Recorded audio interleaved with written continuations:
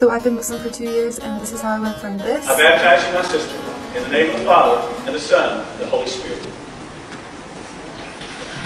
Grace and baptism. Grace to all. To this.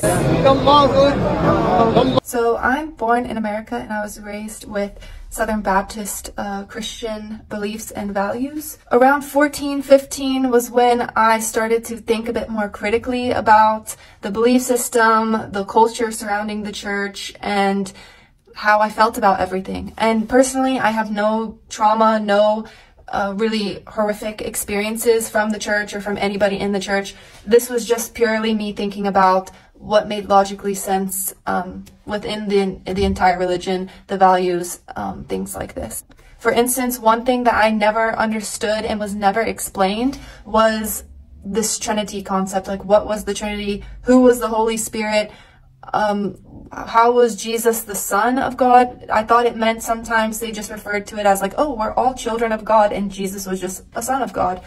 But then I came to realize, like, no, they actually believe he was God's son.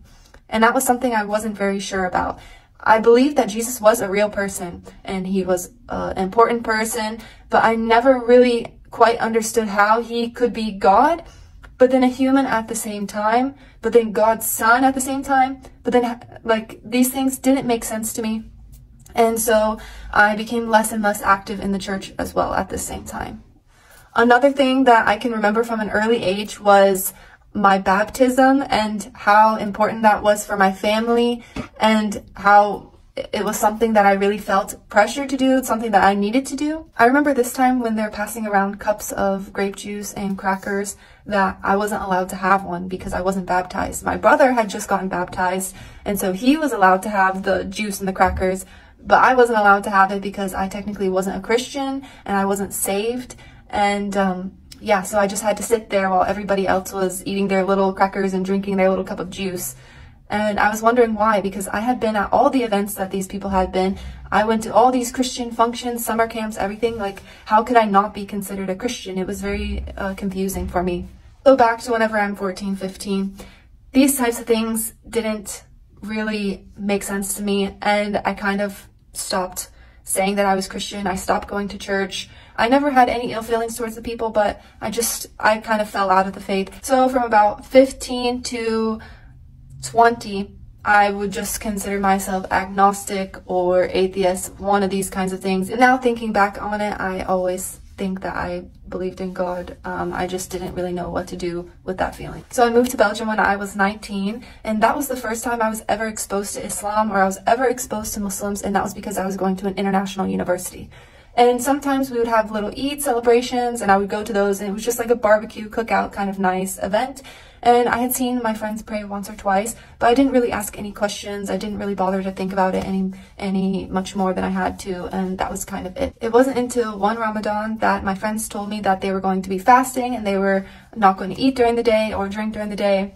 And they were just letting me know, and I said, oh, that's really interesting. I never heard about Ramadan. I didn't know anything about it. I didn't even know what fasting really was. My friends explained it to me, and it sounded really, really interesting. I had never experienced or heard anything like that, so I asked if I could fast with them. And of course, they were more than excited to let me fast with them. So during that month, we were fasting, and my friends were praying and watching Islamic videos.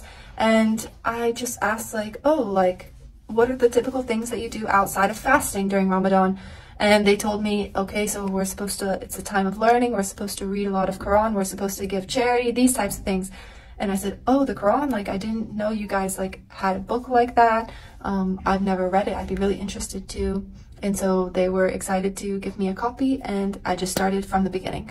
Honestly, that night, I just intended to read maybe 1 or 2 pages just to, like, kind of try.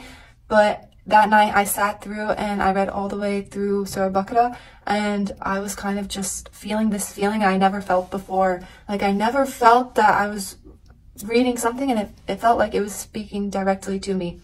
And I never got this feeling with the Bible.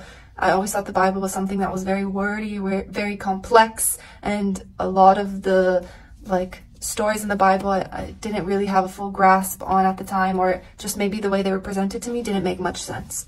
But reading the Quran, it was very clear. Everything was super clear. Of course, I was reading it in an English translation, but it felt like it was speaking directly to me, and it was just something that like I was having a hard time putting down that night. That Ramadan was really a spark for my entire journey, and throughout that next year I just dedicated a lot of time to learning about Islam. I've already given up so much. Just do it.